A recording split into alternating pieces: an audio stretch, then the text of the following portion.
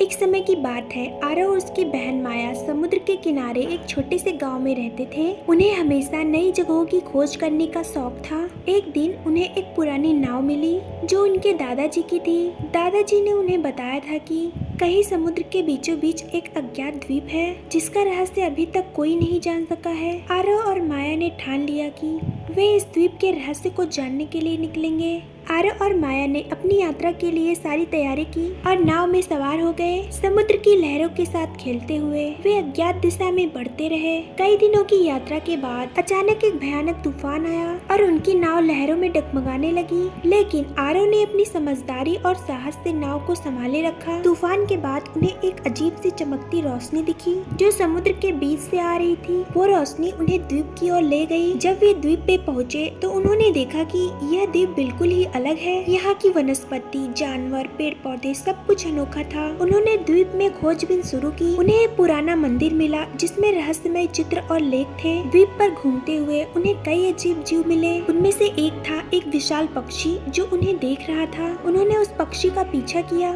और वह उन्हें एक गुफा के पास ले गया। जब वे दोनों गुफा के अंदर गए उन्होंने देखा कि गुफा के केंद्र में एक विशाल पत्थर का मंच था और उस पर एक भयानक दैत्य खड़ा था। उस दैत्य की आंखें जैसे आग की लपटों की तरह चमक रही थी। उसने अपनी गूंजती आवाज में कहा, जो भी इस द्वीप के रहस्य को जानना चाहता है उसे पहले मेरी परीक्षाओं का सामना करना होगा। आरव और माया ने डरते हुए कहा, हम तैयार हैं। फिर दैत्य ने उन्हें एक प्राचीन घड़ी की ओर इशारा किया और कहा, इस घड़ी में एक विशेष समय छिपा हुआ है। अगर तुम सही समय बता सको तो तुम सफल हो जाओगे। और सुराग ये है कि जो समय तुम्हारे जन्म का है वही समय तुम्हारे पुनर्जन्म का होगा। आरव ने घड़ी का निरीक्षण किया और माया से विचार विमर्श किया। उन्होंने ध्यान दिया कि घड़ी का समय उनके जन्म समय को दर्शा रहा था। आरव ने दैत्य से कहा, हमारा जन्म समय ही हमारे पुनर्जन्म का समय होगा क्योंकि यह द्वीप हमें नई सोच और समझ प्रदान कर रहा है। उन्होंने घड़ी में वही समय सेट किया और यह उत्तर सही निकल गया। और दैत्य ने कहा, तुम्हारा उत्तर सही है। तुम्हारी बुद्धिमानी और साहस ने तुम्हें इस द्वीप के रहस्य का पात्र बना दिया है। मैं तुम्हें इस द्वीप का सारा ज्ञान प्रदान करता हूँ। आरव और माया ने दैत्य से अद्वितीय ज्ञान प्राप्त किए जिसमें प्राचीन विज्ञान, आध्यात्मिकता